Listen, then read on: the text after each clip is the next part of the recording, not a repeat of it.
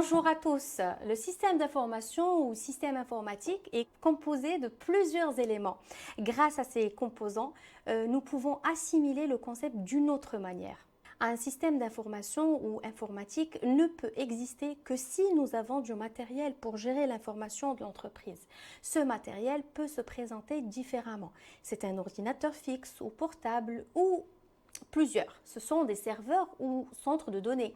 Ce sont tout type de matériel qui peut être utilisé dans une entreprise. Quand on parle matériel, on doit évoquer les logiciels installés dans ce matériel et les logiciels sont le deuxième composant d'un système d'information. Un logiciel peut être le logiciel d'administration d'un ordinateur, des applications de base ou des applications achetées ou d'autres développées et sont spécifiques au fonctionnement dans une entreprise. Nous pouvons joindre à cette catégorie même les progiciels bureautiques ou autres hébergés en cloud et qui sont utilisés par l'entreprise, c'est-à-dire les collaborateurs. Un composant essentiel à un système d'information est les données. Sans les données, il ne peut y avoir de système d'information. Ces données peuvent être sur papier ou numérique. Quand ce sont des données manuellement écrites sur papier, il s'agit d'une entreprise qui n'a pas digitalisé ses processus. Et quand ce sont des données numériques, on parle d'un système informatique. Ces données peuvent être stockées et structurées ou non sur des fichiers de gestion ou sur des bases de données. Toute entreprise offrant un service qui suit un traitement ou un processus d'exécution de ce service, une entreprise a sans doute au minimum un processus, si ce n'est pas plusieurs.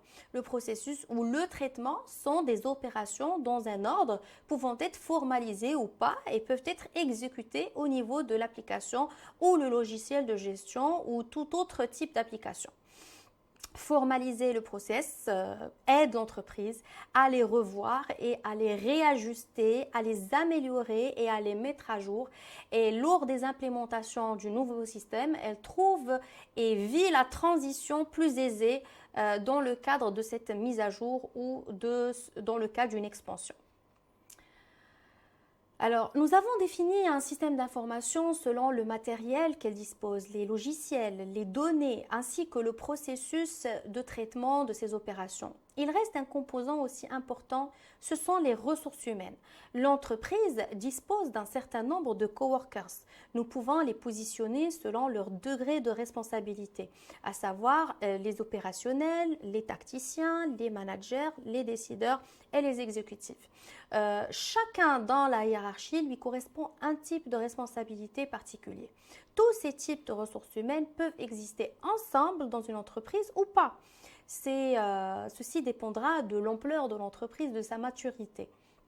Dans une autre vidéo, nous pouvons détailler ce point. Merci.